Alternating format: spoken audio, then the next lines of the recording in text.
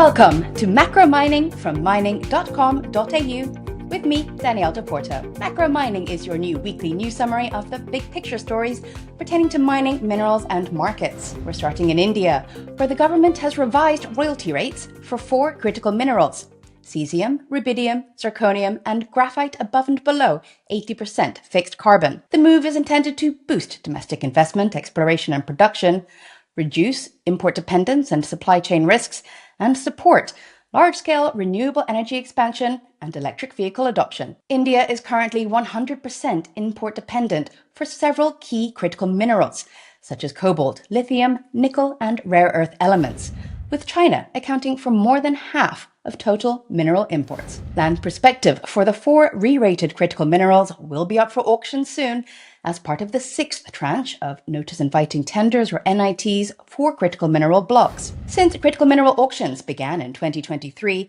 only 34 blocks out of 81 offered in auctions have found successful bidders.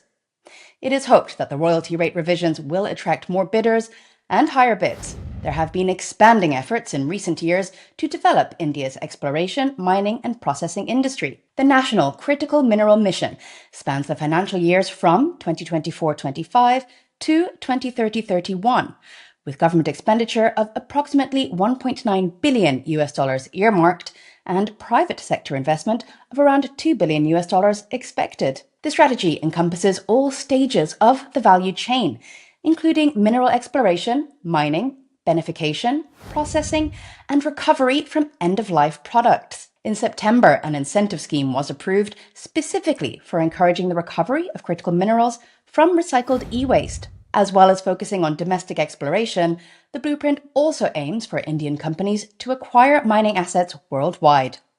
India's public sector company, Kabil, has already signed agreements in Australia, Argentina, and Chile. In August, the Mines and Minerals Development and Regulation Amendment Bill of 2025 passed, allowing leaseholders to add critical and strategic minerals to their existing operations without paying additional royalties. Last Friday, India and Canada agreed to bolster long-term supply chain partnerships in critical minerals and clean energy. Last month, India and Japan signed a memorandum of cooperation in the field of mineral resources, and shortly before that, India's Ministry of Mines entered an MOU with the International Energy Agency, the IEA, on cooperation in critical minerals. However, amongst all that opportunity, there are some serious threats. For instance, there is fierce opposition to the offering of offshore land parcels for mining, first announced late last year. Under the Offshore Areas Mineral Trust rules, holders of production leases for offshore mines must pay at least 10% royalties to the public account of India. Firstly, there are serious concerns, backed by scientists, about the negative effects on ocean health and biodiversity, fish stocks, and coastal erosion, especially from the mining of construction sand. On March 4th, the Kerala State Assembly passed a unanimous resolution opposing the federal government's decision to permit offshore mining. And the Kerala Fisheries Coordination Committee has led ongoing protests and strikes supported by members of parliament. Then there are concerns beyond the environmental. The Andaman Nicobar Islands are home to indigenous populations, including the uncontacted Sentinelese peoples and the recently contacted Ang peoples. Not only are their resources and way of life under threat from extractive industries on and offshore, their very survival would be imperiled by disease introduced by outsiders. Turning now to South America, where the UN Climate Change Conference, COP30, concludes today in Brazil.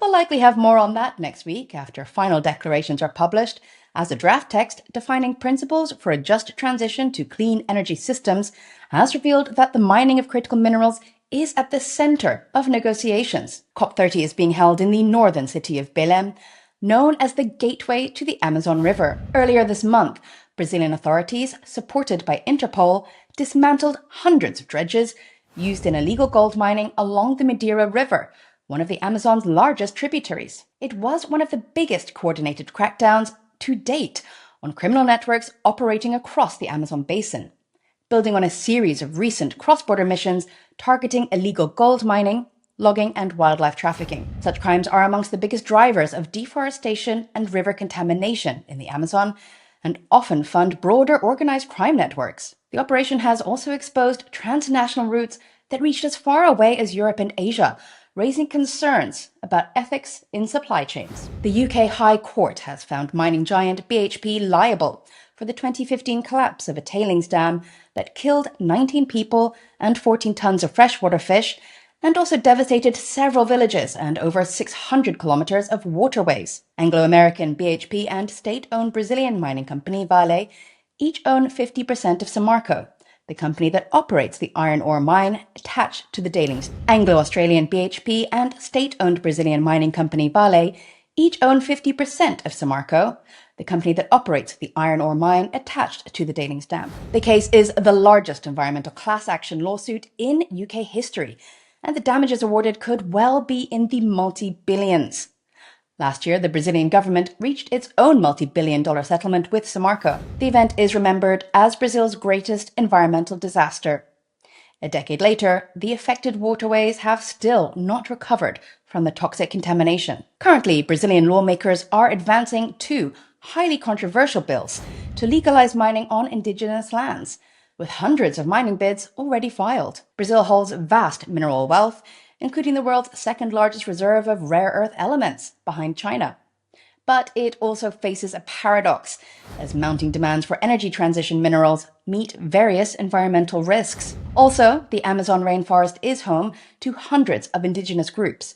Furthermore, of the at least 196 uncontacted indigenous groups in the world, almost 95% of them live in the Amazon, especially in Brazil. Colombia's Environment Ministry announced this past week that it will no longer approve new oil or large-scale mining projects within its Amazon biome, which covers 42% of the nation's territory. Consequently, 43 oil blocks and 286 mining requests will be prevented from breaking ground. Colombia's environment minister called on other Amazonian nations to adopt similar protections and criticized international trade rules that allow corporations to sue governments for losses caused by environmental policies, saying it infringes on state sovereignty. Now it's time for a segment called Expert Insights, where we cross to subject matter experts for their analyses of hot topics. This week, we caught up with Jo Bergamin, co-founder and chair of Wiser, Women in Sustainable Energy and Resources, at their annual bi-coastal gala held in Brisbane and Perth. She told us some of the benefits of creating structures that encourage women's participation in the industry. Well, I think we've got the key with Wiser, Women in Sustainable Energy and Resources, because I think women are going to be the ones making our mining industry more sustainable, and with them come more young women. So it's a self-fulfilling prophecy. We've got so much in store for Wiser. So everyone's coming back for a second year of their Women in Boards memberships, lots of training, lots of celebrating together. Why should women join Wiser? Well, apart from getting this fabulous network of hundreds and hundreds of women across the country, they're getting also Women on Boards Premium Plus membership as part of their Wiser membership. So it's an amazing opportunity for them to connect and grow and learn and hopefully stay in the industry, because we can't afford to lose any of them. You'll find more on that on our website and socials. And if you're invested in mining, you know how fast the industry can change. To help you keep up, our team at mining.com.au compiles the most important stories, from ASX updates to exploration breakthroughs, interviews with leaders, and market insights shaping mining's future around the world. The Daily Drill delivers the day's top articles direct to your inbox. To sign up, simply visit mining.com.au/subscribe. And that's not it. Our LinkedIn newsletter compiles the top stories of the week. To find it, visit mining.com.au and select newsletter from the menu, or search for mining.com.au on LinkedIn. The Daily Drill emails and weekly LinkedIn newsletters are quick to access, deliver quality content, and they're both free. So sign up now to stay in the loop. That concludes this week's episode of Macro Mining.